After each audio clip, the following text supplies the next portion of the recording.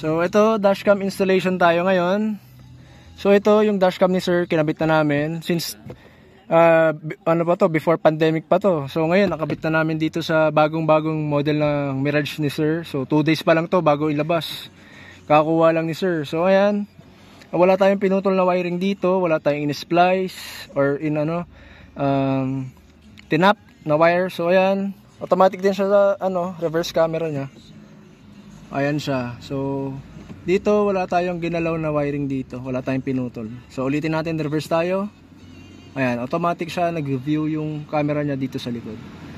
So ito yung dash camera niya, pero meron din tayong mga available Lenovo brand. Yan.